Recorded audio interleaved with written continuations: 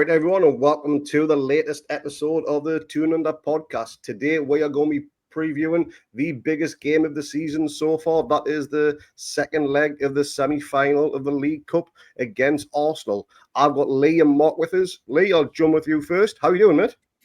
No, I'm all right. I'm slightly less excited about this game now. I'm slightly more nervous about it. But otherwise, I'm doing all right. Mark? Yeah, much the same. It wouldn't be a Newcastle semi-final if you weren't shitting bricks beforehand, would it? True. Well, I was actually going to leave how are the nerves dangling and right until the end, but we'll get into that right now. But my arse is already twitching like a rabbit's nose coming into this one. But I'd imagine every other black and white fan around the world is doing exactly the same type of thing. It's not something we're very good at. We don't keep our emotions hidden. We're quite vocal about it, but I'm nervous as hell. Looking forward, although it should be a cracking game. Tends to be at St James's when we play Arsenal, and we will dive straight into it. But game kicks off 8 o'clock Wednesday night in the UK, so that's a 6 o'clock in the morning kickoff for us in the real part of Australia. And that is actually a canny decent kickoff time for us, considering the game against Birmingham in the FA Cup of the weekend is at 2:35 in the morning for me. And none nuts here will be getting up to watch that. Don't know about you two. Absolutely not. Probably not. It's Saturday, isn't it? It's Sunday or Monday. On Sunday? To be honest, yeah. There's that many different matches, and everything just a blur at the minute. But I'd imagine you'll both be up like a sparrow's fart come 6 o'clock on Thursday morning. It's a good time. It's a good time. Get the game in. Feel utterly depressed if we lose on the way to work. Shout at everyone. Yeah, it's gonna be a rip-roaring day, I guess. I'll be up watching it, but I'll have to find a dodgy stream, I think, because I don't seem to have access to it. And ITV, given my VPN access for the last one, which was awesome, they've decided not to show it, and they're going for the Liverpool game, and it's on Sky. So yeah, I will. What's it on over here? Is it BN? BN, so, yeah. All right, yeah. So I'll tell you what, man. Monkey Knuckles doing the commentary or whatever it's going to be. Probably. I've been waiting since like the third round or something to cancel that shit because I'm still paying for the damn thing every month. And every time I think we're going to lose, we end up winning. And it's like, God damn it, they've got another month worth of coin out of me, Well, at least the FA Cup's on Optus. All right, well, I'll be getting up on Thursday. I've got the boy, so I'll have to get up early and probably usher him off into a corner with an iPad so I can sit there and watch the TV. And then, as Mark was saying, it's either going to make or break the day, really, as it always does. But like, you've got the whole day's worth of work ahead of you that you're going to have to either suffer or read every single thing about the win or the victory through to the final and do absolutely zero work, which is obviously the more exciting option. But yeah, we'll have to see. I mean, I don't know about you boys, but this recent form is kind of. It's just put a little spanner in the works, hasn't it? And then we picked up an injury in the last game, possibly mind games, who knows? To the one bloke that will devastate Arsenal because them and all the fans absolutely love Joelinton, and they always talk about how wonderful he is and his deft touch and his totally clean style of play. So they'll be ripe devil about him if he doesn't play, won't they? Oh, absolutely. I mean, he's our midfield battler, that's for sure. But we'll get to Joelinton shortly. But I think it probably goes without saying that this is easily the biggest game of the season so far. Win this, we are in another final for the second time in 3 years. How do you see this game panning out, Mark? And do you think Arsenal's victory over City, that humbling of City, is something that should put us with a little bit of trepidation going into this match? Or are we again up for the big game match and the big guns will come out? Look, I think everyone was really excited and we were definite shoo-ins to go through to the final after the first leg, weren't we? It was like 2-0 away from home against Arsenal. Hey, we've got this. Eddie Howe's got a great record. And then we go and put in two performances against Bournemouth and Fulham that were just absolutely diabolical. Arsenal turn it on against City. And we know City's not up to speed yet. They've added a few new players. Everyone else is hamstrung by PSR, but City, despite the 150 billion charges that they're waiting to hear on, still go out and spend 200 million. It is what it is. But yeah, look, Arsenal looked great in that game, but how much of that's down to them putting it all in for the league and the League Cups? Maybe they weren't interested in the League Cup. I'll be honest with you, I'm not confident now. I'm feeling a bit more nervous than I was before the last couple of results anyway. You're going about with formally, as you mentioned just before, but I think that's only 2 defeats in 12 games or something like that. And we've scored more than we've conceded. We've picked up points. We're still in the top 5, albeit Chelsea just knocked us out as of their win this morning. So there might be a little bit of doom and gloom, but a lot of it is still sunshine and clouds from what we've had as of recent. Yeah, but momentum's massive in football, isn't it? Like you go into games with the momentum behind you, and it can carry you through the games. And we tend to be a streaky kind of team under Eddie, and obviously that kind of run of form that we've had come to a screeching halt. I don't mind losing to Bournemouth. I think Bournemouth are terrific, and I think it was largely how they played against us that meant that we couldn't live with them. They're out Newcastle, as I think I heard someone say once. And that's fine. I can accept that to a certain degree, but the way we played against Fulham second half, shocking. Because coming at this game, there would have been an argument to say, look, keep it tight. Just Arsenal typically are dog shit trying to score goals. Like that's been the problem the entire season, and somehow they're still second. But it's always been the same. Like they struggle to get the ball in the net. They have a ton of injuries. And so there was definitely an argument to say we don't have to actually do anything. We've effectively won as long as we keep them out. Yeah. But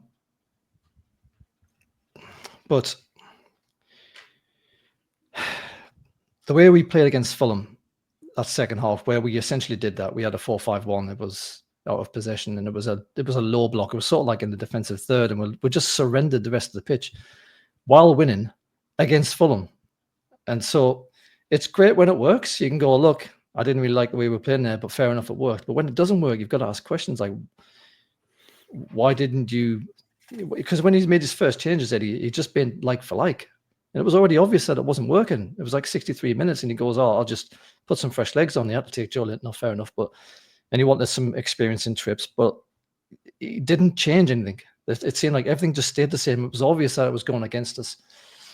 And that kind of makes me pause for thought going into this one. If we go into the game thinking the game's won and we just have to sit back and let them come at us, and then especially if they get a first goal, the crowd's going to shit themselves. The fact that the players are inevitably going to shit themselves, and it'll just be one of those edge of your seat, sort of shitting yourself for the next sort of last 30, 40 minutes, just waiting for the inevitable to happen. Because obviously, if it goes to 2-2.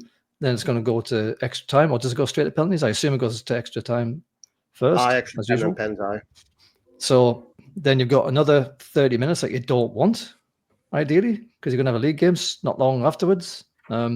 So I think, how this game's going to go, we're going to have to come out a little bit. We're going to have to push up the pitch. We can't sit back. If we do that, I fear the worst, honestly. Mark, your thoughts on the previous performance and what needs to go into this one? It's a tricky one, really, because we seem to be this team that thrives against the odds. So when we're underdogs, we always play well. We've beaten big teams. We've put in really good performances this season. We drew 3-3 with Liverpool, who are sweeping everything in front of them. We beat Arsenal down at their place. We've had some really good results against some top teams this season. We've found a way to get wins against the really like the dregs of the league, so to speak. And that's not being disrespectful, but the teams at the bottom like Leicester and Southampton and things like that, we've managed to squeak results out just by the fact that we've got a bit more class than they have on the pitch. But it's those, and I was like listening to Truth Faith, and they were saying it, and then hit the nail on the head.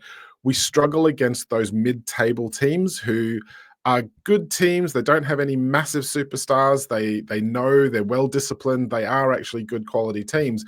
And whether or not we don't take them seriously, whether or not we're kind of being outplayed, as you said, like we're being out Newcastled in our own game by some of these teams now, it's difficult to say. But you know, the one thing at the back of my mind, and I can't help but shake this feeling, was the players switched off in the second half and their heads actually started looking forward to the midweek game, thinking that maybe the job was done, or maybe, oh, look, you know what, we'll just ease off here now.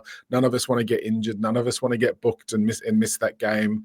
And you know, unfortunately, the league performance has suffered, but if it is literally just a case of they were all focused on Wednesday night game, then, you know, so be it, as long as they turn up for that and get the win and get us through.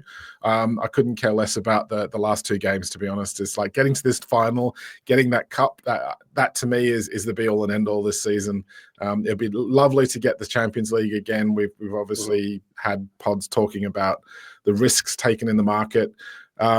And let's be fair, Arsenal have probably seen, you know, Man City have played an open game against Arsenal. Arsenal's taken full advantage of it, kind of almost bullied Man City in that game. They everything they did came off for them. You know, there was like, they've scored a couple of like set pieces, haven't they? And you know, they've capitalized on a few extra little bits of fortune. You know, it's one of those games where I think it was probably flattering for them with the actual end scoreline. Look, it's nervous, but I'm holding out hope that we've actually got our heads switched on for the Wednesday night game, and the Fulham game was a result of us taking the eye off the ball, so to speak. But that's it, though. If we're in that Fulham game thinking that the game's done and we've done the job at 1-0, we cannot go into this game thinking that the game's done and because we're 2-0 up. We've got to go in there with a different mentality. We've got to go in there to stop them from playing even. We can't just sit back and let them come at us, because it just, judging by the way that Fulham game went, we'll just get stuffed. I think Eddie's going to drill it into them that this is obviously far from done, hence why there was no team photo when we beat them 2-0 at the Emirates. There's literally half time in the game, in another 90 minutes to go. Anything can happen. I know there's been some absolutely massive games with Arsenal over the years, and everyone knows about Arsenal throwing away a 4-0 lead when Tiote scored that wonder goal. And, you know, their record at St. James's isn't that great as of late. I think they've won 1 out of the last 5 or 6, something like that, where they beat us 2-0, where obviously if that's a score in this one, we've got extra time and penalties as mentioned. But going into the match, and obviously clean sheets are something that are a little bit scarce for us now. And the last time we got one was against Wolves, and I think we were even lucky to get that clean sheet as well, to be honest. Yeah. Would either of you be? They should have scored. Would either of you be tempted to bring Botman in, especially for their set piece speciality? Would you say, because Arsenal score a lot of goals from corners lately? Jack and Dimmy touched on that the other night in the aftermath of the Fulham game, and it's, for me, Botman is our best defender. Yeah. We kind of need to find a way of getting him into the team. And the one thing, and as much as I love what Eddie Howe's done here, the one criticism that does keep cropping up when we go on these little mini like runs of crap form, or we're not playing well, more to it, is when it's going well, he will play players until they've literally run out of legs, because he will not make any changes. He will not do any squad rotation. And I know we're on like a bit of a bare bones squad now. We don't have that depth that some of the other clubs have, but you've got to be thinking, you know, get Botman in, get Pope in, get, you know, we've got other players, get Miley some games, get Willock a game, just so he's got some fitness in his legs. Don't play him in central midfield where the slightest little mistake and it's going to cost us a goal. Stick him on the left wing, give Gordon a rest because he looks absolutely out on his feet. Get Oslo on, because, like, you know, Isak's literally playing every minute of every game at the moment almost, and he's just running like this bedraggled form up front for us in some of the latest games, like not getting any service because everyone else is knackered.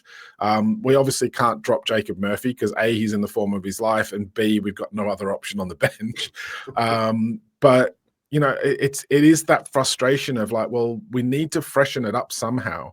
And to me, yeah, it's going to be devastating to drop Dan Burn because he's arguably our player of the season, but you can't keep playing him if it's at the detriment of getting arguably our best defender back on the pitch and back up to speed, back to full fitness, back to match sharpness, more to the point.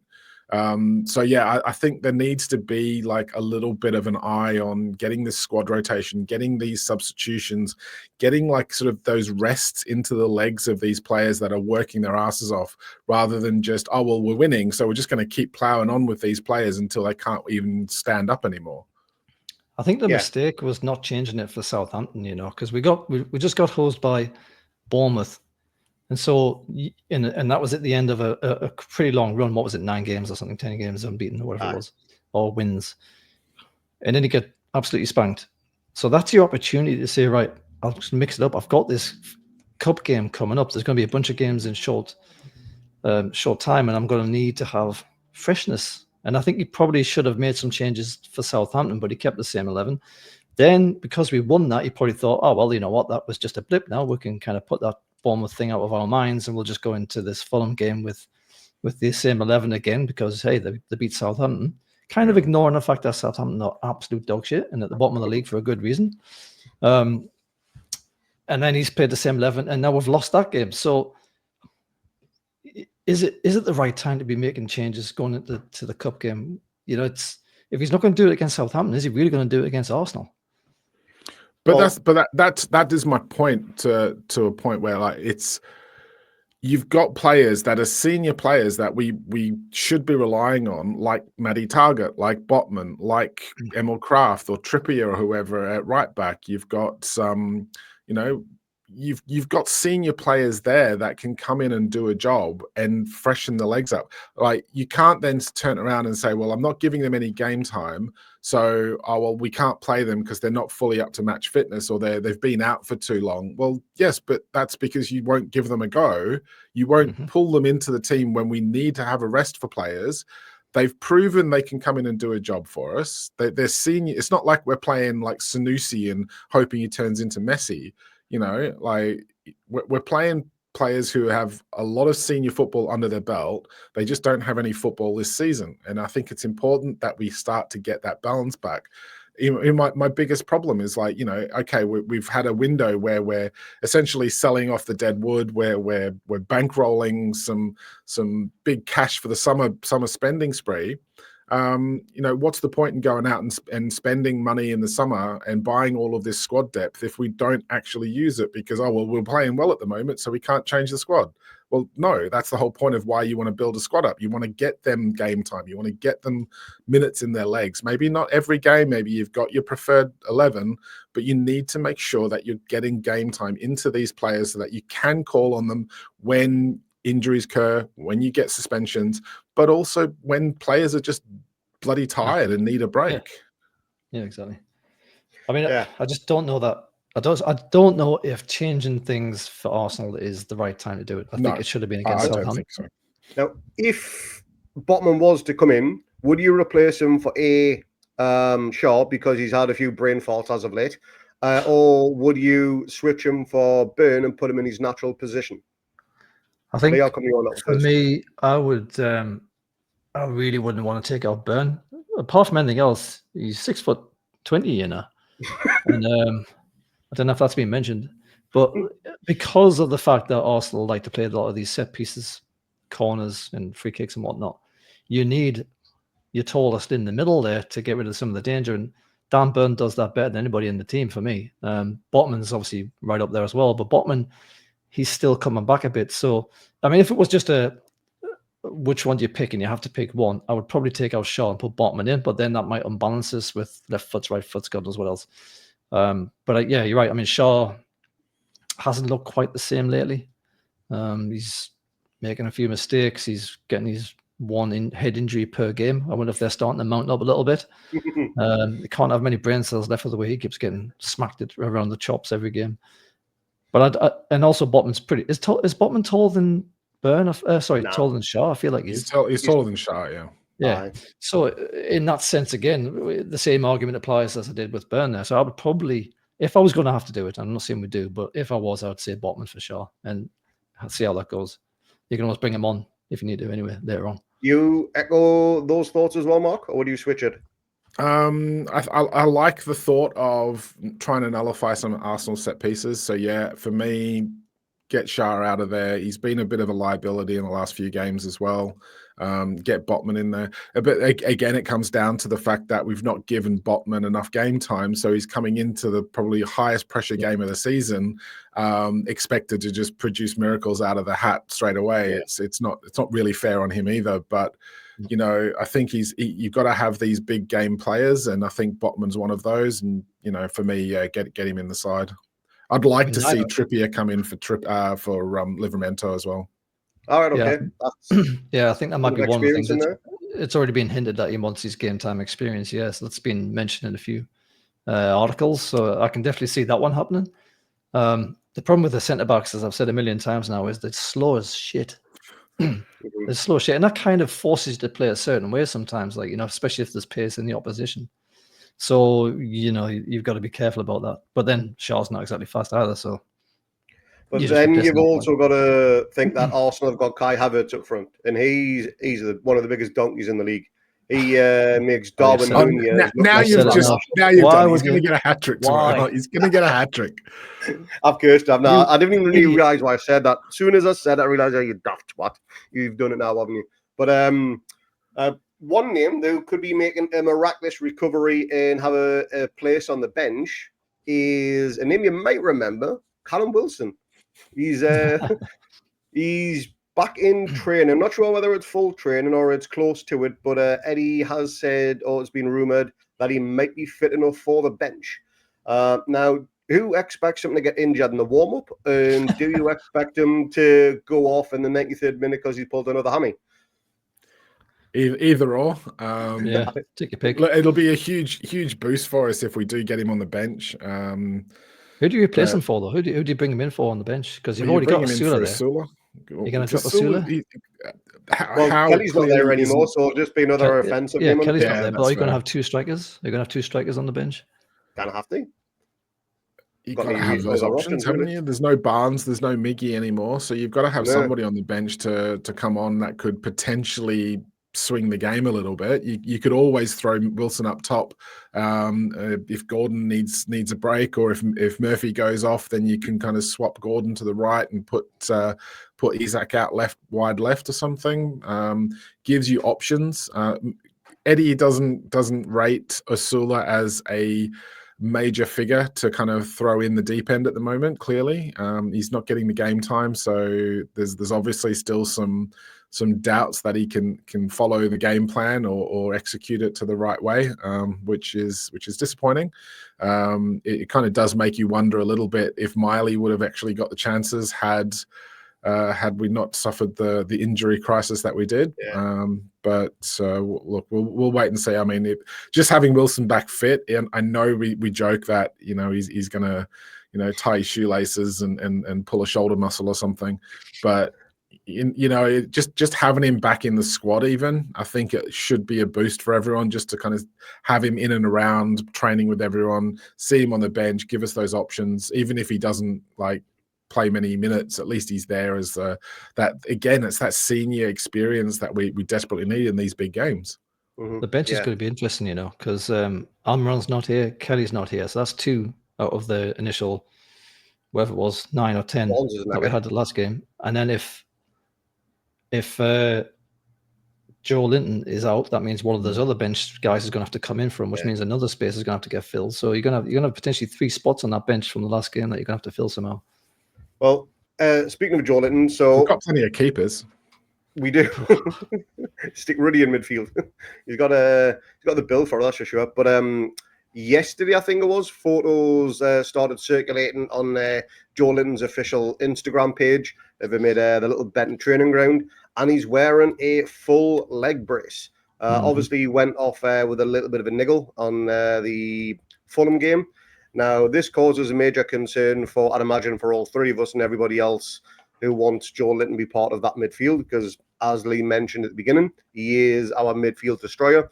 Arsenal love to hate him, and we hate to love Arsenal. But yeah, it's one of those players that we need in that starting 11 just because he can drive that team forward. But if he's not there, if he is injured and you can't even make the bench, who are you bringing in for him?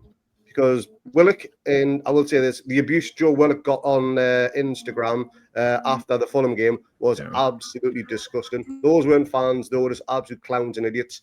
But would you bring Willock in for the situation to put that arm around him and say, look, we've got that faith in you? Or would you bring in Longstaff or Miley?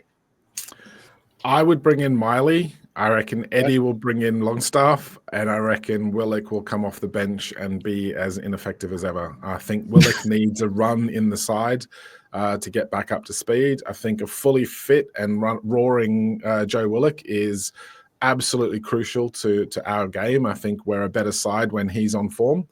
I just think the injuries are caught up to him, and potentially, he maybe just needs to get some game time with the under-21s just to get some minutes in his legs and prove that, prove to himself that he's not going to break down as soon as he tries to push things. Because I get the feeling with him at the moment, he's very much playing within himself because he's scared to kind of like really push off and really drive because he's scared that something's going to ping again. Who do you bring I in, would Lee? probably. Well, I mean, Joelinton tends to be more left-sided, I think. So Longstaff's not much use out there. You're not really going to want to move Bruno or Tonali, are you? Because they're perfect where they are in the 6 and the 8 and the pivot. So you would probably think Willock is a closer match to that left-sided midfield position. Whether or not he's ready to play against Arsenal, don't know. But as Mark was saying before, there maybe in the middle is not best for him anyway. So if he is a little bit more to the left-hand side, doing those left-hand runs, overlapping with Lewis Hall, then we might get a little bit more change out of him. That's probably what I would do. I was going to say Longstaff though, and I think Eddie would typically do that as well. I don't know if he's going to fit into that sort of 4-3-3 system that we've got with Bruno and Tonali in that central role there now. So, but he would probably offer a little bit more defense in the middle, Longstaff, rather than the likes of Willock, who tends to go forward a lot more. So it's a tricky one.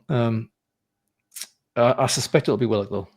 I suspect it'll be Joe. I'll go with Willock as well. And I hope he gets a nice warm welcome at St James's because, like I say, the abuse he got was absolutely abhorrent.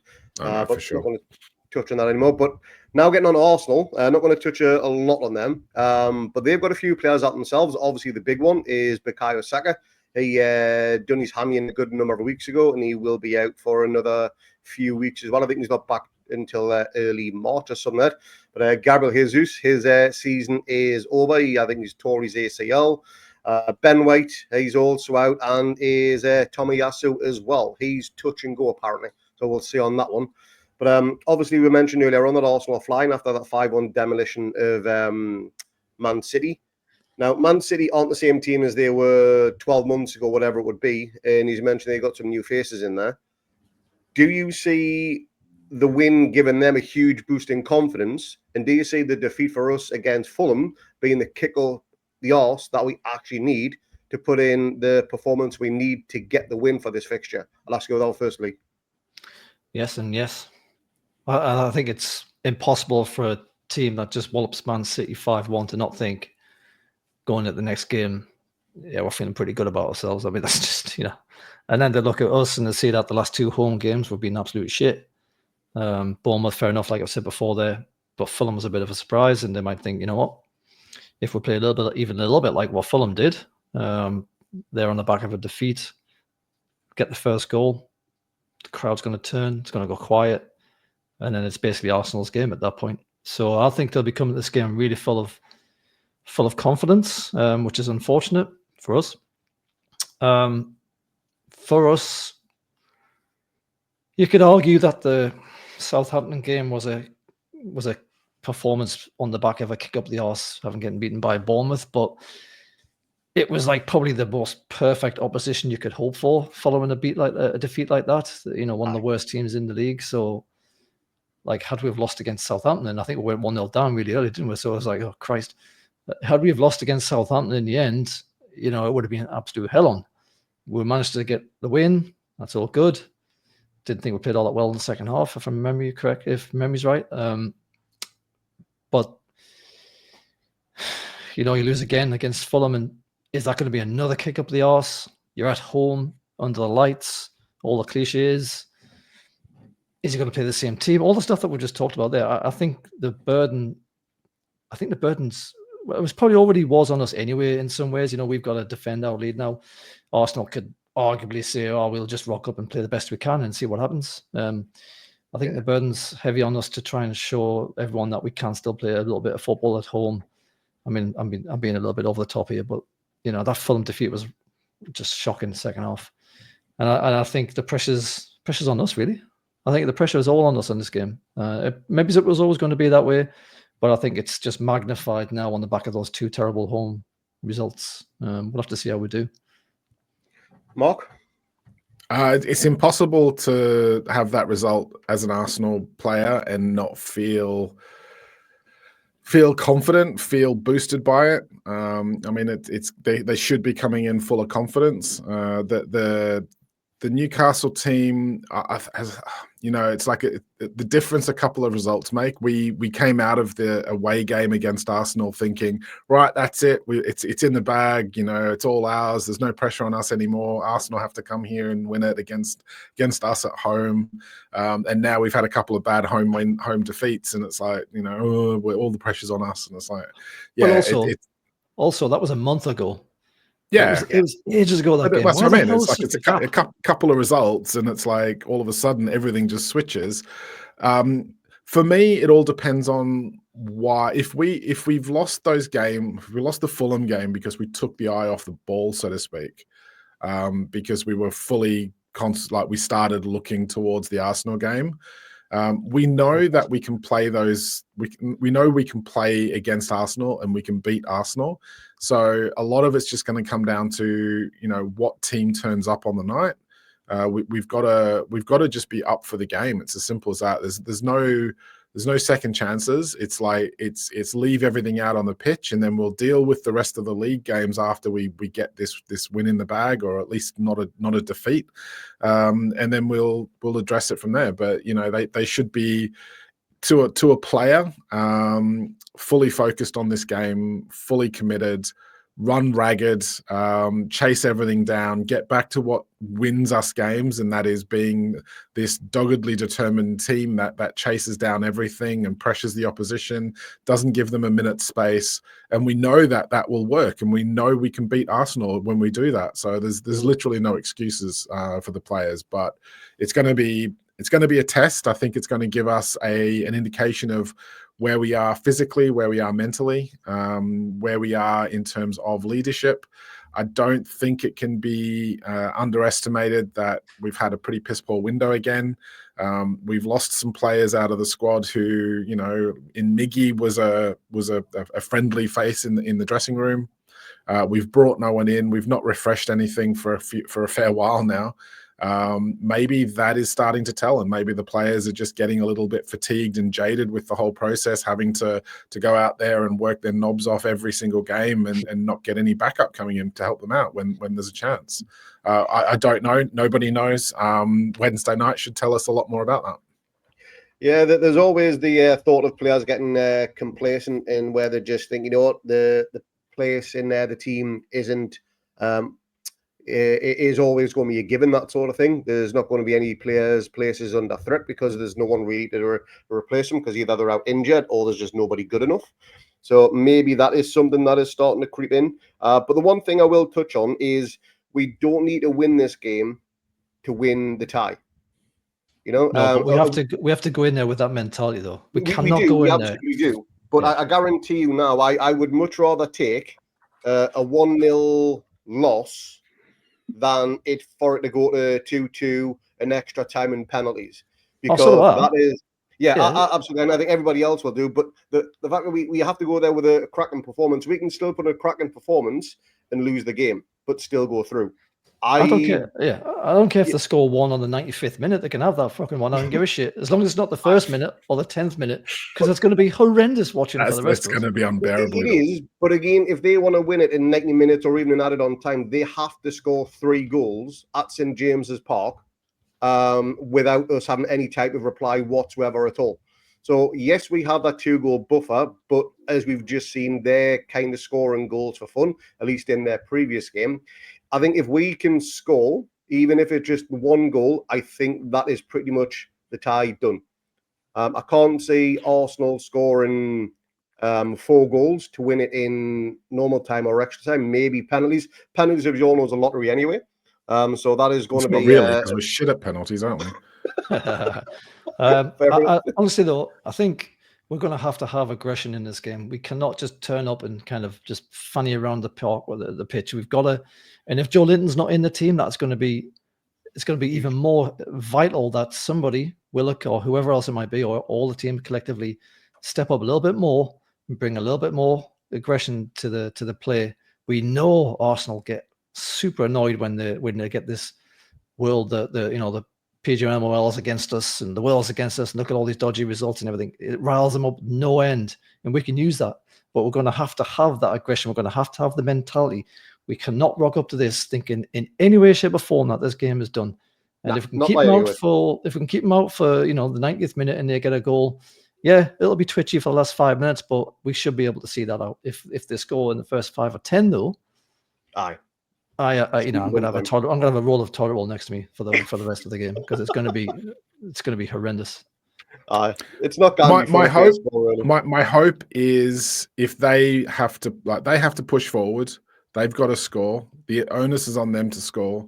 Yeah. We're very good on the counter attack, and I guess my hope is that we score an early goal on the counter attack from them pushing forward, and we then all but seal the game off. And then again, we can't sit back because we'll just invite pressure. They can score goals. We've seen that at the weekend.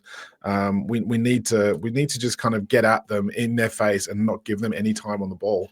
We've got to play in their half. We've got to play in their half. We can't play a counter-attack, because that's just us defensive, and we just surrender half the pitch. I hate when the team does that. I hate the fact that Fulham could waltz 2/3 of the pitch before they encountered anyone in a black and white shirt. It's not good enough. It wasn't good enough against Fulham. All right, we're knackered and whatnot, and minds might not be in the right place. But this is the game where they have to be absolutely on it to ensure that we get back to Wembley. We have to play it in their half or somewhere near their half. We cannot sit and camp and hope to hit them on the break, because honestly, I don't want to see us do that. I want to see us win the ball back by just bullying them in midfield, if anything. Yeah. And if we can do that and keep the game in that midfield area and then break quickly, quick ball out to Murphy or Gordon, get some pace out on the wide players, get that ball into Isak. I think we'll get more I think we'll get more space than we did against Fulham or Bournemouth, to be honest. I think Arsenal will give us chances. As long as we're up for it. And as you said, we can't just sit back and hope to soak up pressure. Score an early goal, and I'm kind of almost hopeful that we might be able to see it out if we do that. But we can't just keep giving teams easy shots and easy passages through on goal like we have done in the last couple of games. Yeah. Well, I'll get your predictions now before we wrap this up with a little bit extra on top. But I'll come to you firstly. Now I can see you're already puffing the cheeks. You're a little bit nervous, a little bit anxious, as I'd imagine say everybody else is. But your prediction? 2-1 Arsenal. I'll take it. We're through. Yeah. 2-1 Arsenal. Mark? 1-1. Yep, take it. We're through. I'm going to go with 2-1. Oh, so I'll go for a reverse from what Lee said. I think they will score first, but I think as they try to come for the second, we will just get them on the counter, as you mentioned, Mark. Now, if they score first, I'm switching it off. We tend to we go for that first early goal. It'll probably be us, if anybody, and then hopefully we don't do what you've just been describing there, Mark, where we go, hey, you know what, the game's done. I mean, it might be, because 4 goals is quite an effort, but yeah, I can see us getting the first goal. Oh. If we do make it through, obviously it'll be Liverpool or Spurs in the final. Spurs have a slender 1-0 lead going into a game at Anfield, which kicks off at the same time as us. I don't think I have to answer this question for anybody else, but Spurs will be the preferred option. Spurs, yes. Obviously, a car crash. Having Anybody said wants that, that? it would be the most Newcastle thing in the world to lose the final to Spurs and Spurs actually pull a fucking win out the bag. It Oh, would be, aye. And then Ange gets to say, I told you, Yeah. mates. Always get the Second year. trophy on the second year we season. They'll be like, win oh, fucking, please honestly, don't let us suffer that. But Spurs, yeah, man, Optus would never shut up about it. God, No, yeah. they wouldn't. Yeah, you never hear the end of it. So, and Liverpool are just that kind of. They're on that kind of roll at the minute. This season, that particular Liverpool team they just never give up, do they? They just never say never. So it'll be a lot easier, just theoretically, to get past Spurs. You'd have thought so at Anfield as well, where they're just winning games for fun. But the other good thing is we could potentially win our third game against Legohead. And we all love to see Legohead get his win, John. It's one of the best things going on social media when he does his post-match interviews about how we were so bad or the referee was so bad, yet his players just randomly don't turn up or perform or whatever. Now, your thoughts on Legohead himself and how he conducts himself in these matches, Lee? God almighty, how long we got here? I thought we were getting to the end of this thing. We'll try and keep it under 30 seconds for both, and then we'll wrap it up. The bloke's an insufferable tosspot, but part of what he does is to take away the pressure and the focus from his players when they're not doing very well.